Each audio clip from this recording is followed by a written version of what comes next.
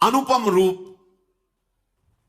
देवता लोग आकाश पर विमानों पर चढ़े हुए प्रभु के सुंदर रूप का दर्शन कर रहे, रंगमंच पर फूलों की वर्षा कर रहे हैं। जनक जी का आदेश हुआ सखियों को, जाओ और सियाजू को मंच पर पधारो। चतुर सुजान सखियां, बहुत मंगल गान हो रहा है, वेद मंत्र उच्चारण हो रहे, जानकी जी पधार रही। ओ सी शोभा नहीं जाए बखानी। कैसे कोई वर्णन करे जब सियाजू श्रृंगारित होकर महल से पधार रही। काव्य की उपमाएं सब तुच्छ है, क्या उनके लिए बोले, किसका उदाहरण दे। कोई त्रिभुवन में है ही नहीं कि जानकी जो ऐसी हैं, क्या शोभा। क्योंकि जितनी भी उपमा, जितनी भी सुंदरता वर्णन की जाती है त्रिगुणात्मिका माया से है। ये तो त्रिगुणातीत परम प्रेम, परम चिदानंद तत्व, कैसे वर्णन करें। जानकी जी जैसे जैसे श्री चरण पधारती है, युवतियां सुंदर मंगल गान करती साथ चल रही है। बार बार बहुत से ऋषि मुनि सब सोच रहे हैं कि ऐसा त्रिभुवन में कोई सुंदर नहीं। वैसे सब विचार कर रहे हैं कितनी सुंदर सियाजू हैं। सयानी सखियां एक एक कदम धीरे धीरे मनोहर गीत की ध्वनि है। नवल नवल पोशाक सियाजू धारण किए, आभूषण धारण किए, महाछवि पधार रही है। सियाजू के कर कमल में जयमाला है, पर वो ऐसे नीचे की हुई देख रहे, वो सांवले चरण कहां है वो कहां विराजमान है। अचानक ऊंचे मंच पर दृष्टि पड़ी चरणों पे, तब नेत्र उठाए और देखा विश्वामित्र जी के समीप प्रभु विराजमान। तत्काल अपने नेत्रों को वश में किया और नीचे किया, क्योंकि सभा देख रही सब जानकी जी को, और जानकी जी ने राम रूप को देख तत्काल नेत्र नीचे किए। गुरुजनों की लाज, सभा की लाज, फिर अपनी सखियों की तरफ देखने लगी। जानकी जी हृदय से विवश हो गई और विधाता से कहते हैं कि ये अजगौ बहुत हल्का हो जाए, आप ऐसी कृपा कर दो। हे प्रभु, हे विधाता, ये जो धनुष है ना, ये हल्का हो जाए जब राम जी उठावे, और जब ये राजा लोग उठावे तो भारी हो जाए। जानकी जी मन में विचार कर रहे हैं। और जितने जनकपुर के जन हैं वो सब कह रहे हैं कि कहे तो जाते हैं बड़े ज्ञानी जनक जी, पर मुझे तो अब लगता है कि इन्होंने मूढ़ता धारण कर ली। अरे इतना सुंदर वर है, इसके लिए प्रतिज्ञा करने की क्या जरूरत थी, सीधे ब्याह कर देना चाहिए जानकी जी का राम जी से। ये धनुष तोड़ने की बीच में बात क्यों रखी। नगर के जो जन हैं वो अंदर ही अंदर, भला जनक जी को कौन भला कहेगा, इनको कौन ज्ञानी कहेगा। इतना सुयोग्य सुंदर वर और उसके बीच में प्रतिज्ञा। जनक जी ने आदेश किया बंदी जनों को, जाओ और हमारा प्रण पूरी सभा को सुना दो। बंदी जन आए, बोले बंदी बचन बर, सुनहु सकल महिपाल। पन विदेह कर कहीं हम, भुजा उठाई विशाल।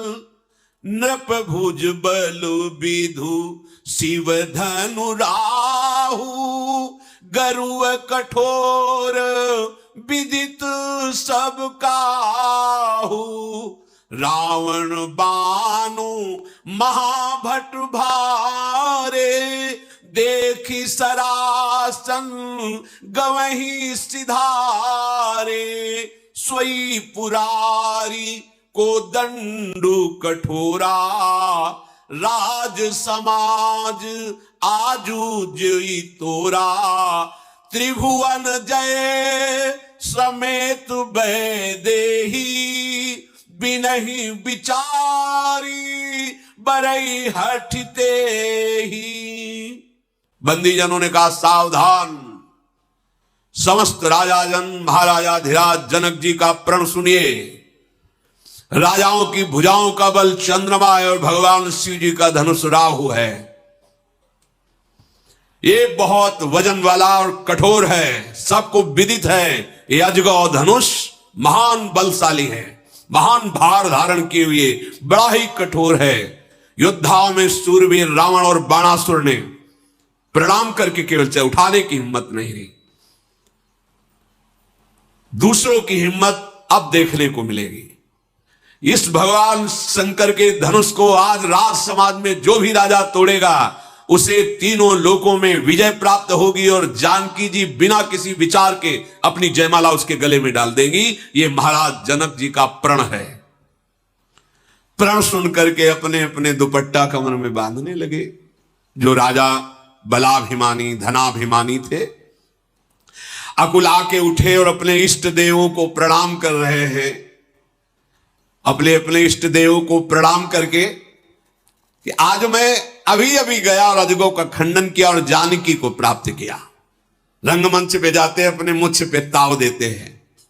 तमक इधर ही धनु मूढ़ नृप, उठई न चल ही लजाई, मनहु पाई भट बाहुबल अधिक अधिक गरुआई। भुजा ठोकते और घुटने के बल होकर के धन वहां हिल ही नहीं पाया। फिर खड़े होते, फिर एक दो चुपचाप नीचे उतर जाते। ऐसे सहस्त्रों राजा, ऐसा लग रहा है जो जो राजा छूता है उसका बल और धनुष पर समा जाता है। इतना गरु धनुष हिला भी नहीं सका कोई। उठाना और तोड़ना तो बात जाने दो। राजाओं ने आपस में बात की कि एक से तो उठ नहीं रहा, तो देखो बुद्धि खराब है। 10-10 हजार एक साथ लग गए। अरे सियाजू के हाथ में एक ही जयमाला है, यहां कोई उठाने की सूरवीरता नहीं दिखाई दे रही। यहां स्वयंवर चल रहा है, एक ही राजा धनुष उठाए।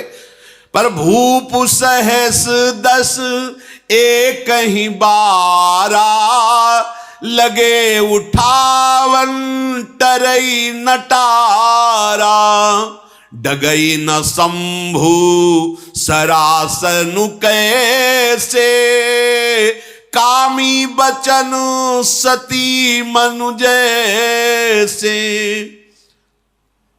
10,000 राजा एक साथ उठे और अजगौ को उठा, हिला नहीं। बोले कैसे नहीं हिला? बोले जैसे कोई कितना भी सुंदर कामी पुरुष हो, सती के मन में क्षोभ नहीं पैदा कर सकता, पातिव्रत धर्म से युक्त जो है, ऐसे तिल भर भी हिला नहीं सके उठाने की तो बात जाने दो। जो भक्त राजा थे बोले काहे को उपहास के पात्र बन रहे, बैठ जाके चुपचाप 10-10 हजार उठाने की कोशिश कर रहे हो। सब अपना जैसा मुंह लेकर के आके बैठ गए। कैसा उनका मुंह हो रहा है? बोले जैसे बिना वैराग्य के बैरागी। वैरागी जैसे बिना वैराग्य के। बड़ी कीर्ति विजय सब लिखाई थी पर्चा में बंदीजनों को, हमारे कुल दादा पर बाबा वहां वहां विजय प्राप्त किए, मैं धनुष, सब चुप बैठे। जनक जी ने देखा कोई उठाने वाला नहीं है, पूरी सभा में कोई नहीं रह गया। बहुत जनक जी एकदम उदास हो गए कि ये क्या, सब श्रीहीन हो रहे, पूरी समाज गर्दन झुका ली, कोई अजगौ को उठा नहीं पाया। व्याकुल हो गए। हमें लगता है हमसे भूल हो गई। जनक जी ने सभा में कहा, द्वीप द्वीप के अनेक महाबली राजा पधारे, देवता दैत्य भी भेष बदल करके मनुष्य रूप में आए, मैं देख रहा हूं, पर किसी भी रणधीर बलवान के अंदर इतनी शक्ति नहीं कि जिसको जानकी जी ने खेल खेल में हाथ में उठा लिया था उसको उठा सके। धनुष का प्रभाव, प्रताप, बल, महिमा, यही देख करके हमने प्रण किया था कि जिसको जानकी जी ने से बाएं हाथ से खेल खेल में उठा लिया, जो इसका भंजन करेगा वही इनका पति होगा। आहा, ये सुंदर विजय, वीरता, कीर्ति, हमें लगता है ब्रह्मा ने कोई ऐसा सूरवीर ही नहीं पैदा किया जो अजगौ का खंडन कर दे। किसको ऐसा लाभ अच्छा नहीं लगता? जगत में उसकी कीर्ति होती, जानकी जी उसके गले में जयमाला डालती, परंतु भगवान शंकर के धनुष को चढ़ाना तोड़ना तो दूर रहा, तिल भर कोई हिला नहीं सका। अब मुझे ऐसा लगता है कि पृथ्वी में कोई ऐसा वीर ही नहीं रह गया, अब कोई ऐसा महाबली वीर नहीं बचा। जाओ सब अभिमान छोड़ करके अपने अपने राज्यों को चले जाओ। मैं जान गया पृथ्वी में कोई सूरवीर नहीं है। आशा छोड़ो, अपने अपने घर जाओ। मैंने समझ लिया ब्रह्मा ने सिया जी के विवाह की रचना ही नहीं की। यदि मैं ऐसा जानता कि कोई धनुष उठाने वाला नहीं तो मैं ऐसा प्रण नहीं करता, पर मैं प्रण नहीं छोड़ सकता, क्योंकि अगर प्रण छोड़ता हूं तो मेरे सुकृतों का नाश हो जाएगा। जो एक बार प्रण करके, कसम खाकर, प्रतिज्ञा करके तोड़ देता, उसके पुण्य नष्ट हो जाते हैं। अब क्या करूं? मेरी लाडली सिया कुंवारी ही रह जाएगी। उदित उदागिरी मंच पर रघुबल बाल पतंग, बिकसे संत सरोज सब, हरसे लोचन भृंग। प्रस्तुत दोहे में उस समय का मनोहारी चित्रण किया गया है जब गुरु विश्वामित्र की आज्ञा से श्री राम धनुष भंग करने के लिए मंच से उठ खड़े होते हैं। उस समय उनकी शोभा जो थी उसका वर्णन यहाँ पर किया गया है। तुलसीदास जी आगे कहते हैं कि जब श्री राम जी स्वयंवर सभा में गुरु विश्वामित्र की आज्ञा प्राप्त करके धनुष भंग करने के लिए मंच से उठे तो उनकी शोभा ऐसी प्रतीत हो रही थी जैसे मंच रूपी उदयाचल पर्वत पर श्री राम रूपी बाल सूर्य का उदय हो गया हो, जिसे देखकर संत रूपी कमल खिल उठे हों और उनके नेत्र रूपी भौरे प्रसन्न हो गए हों। अर्थात जब श्री राम मंच से खड़े हुए तो उस समय स्वयंवर सभा में उपस्थित सभी लोग हर्षित अर्थात प्रसन्न हो गए। श्री राम धनुष भंग करने के लिए जब मंच से उठे तो स्वयंवर सभा में उपस्थित राजाओं की सीता को प्राप्त करने की मनोकामना नष्ट हो गई तथा उनके वचन रूपी तारों का समूह चमकना बंद हो गया। अर्थात वे सभी मौन हो गए जो अपशब्द कह रहे थे। वहाँ जो कुमुद रूपी अभिमानी राजा थे वे सकुचाने लगे तथा श्री राम रूपी सूर्य को देखकर मुरझा गए और कपट रूपी उल्लू की तरह छिप गए। जिस प्रकार रात होने पर चकवी अपने बिछोह के कारण शोक में डूब जाते हैं, उसी प्रकार सभा में उपस्थित मुनि व देवता भी चकवा रूपी शोक में डूबे हुए थे। परंतु श्री राम की तत्परता देखकर उनका दुख समाप्त हो गया। अब राम और सीता के संयोग की बाधा समाप्त हो गई है। श्री राम को देखकर सभा में उपस्थित समस्त जन फूलों की वर्षा कर रहे हैं। श्री राम अपने गुरु विश्वामित्र के चरणों की प्रेम पूर्वक वंदना कर अन्य सभी मुनियों से धनुष भंग करने की अनुमति मांगते हैं। संपूर्ण जगत के स्वामी श्री राम अपने गुरु विश्वामित्र के चरणों की वंदना कर तथा अन्य मुनियों की आज्ञा प्राप्त करके सुंदर मत वाले हाथी की भांति मस्त चाल से धनुष की ओर स्वाभाविक रूप से बढ़ रहे हैं। श्री राम के धनुष की ओर बढ़ते ही जनकपुरी के सभी नर नारी सुख का अनुभव करते हुए आनंदित हो उठते हैं, जिससे उनका शरीर रोमांच अर्थात उत्साह से भर गया। जनकपुरी के नर और नारियों ने अपने पूर्वजों तथा देवताओं की वंदना कर अपने पुण्यों का स्मरण किया कि यदि हमारे द्वारा किए गए पुण्यों का तनिक भी प्रभाव हो तो हे भगवान, श्री राम इस शिव धनुष को कमल की नाल के समान सहजता से ही तोड़ दें। अब इसके आगे सीता जी की माता का राम के प्रति वात्सल्य प्रेम का वर्णन किया गया है। श्री राम अत्यंत सुंदर व कोमल रूप वाले हैं, अतः सीता जी की माता वात्सल्य प्रेम से उन्हें देखते हुए श्री राम की कोमलता पर अत्यंत मुग्ध हो गईं। वह अपनी सखियों को अपने पास बुलाकर स्नेहपूर्वक विलाप करती हुई कहती हैं कि उनकी मनोकामना भी यही है कि सीता जी का विवाह राम के साथ हो। परंतु श्री राम की कोमलता को देखकर उनका मन व्याकुल है कि जब इतने अत्यधिक शूरवीर राजा इस धनुष को हिला तक नहीं पाए तो यह कोमल बालक इसे कैसे तोड़ेगा। इसी संदेह के कारण सीता जी की माता भावुक हो उठी। राम और सीता दोनों के स्नेह में अपनी सखियों से अपने मन की व्यथा कहने लगी। सीता जी की माता अपनी सखियों से कहती हैं कि हे सखी, जो लोग हमारे हितैषी कहलाते हैं वे सभी तमाशा देखने वाले हैं।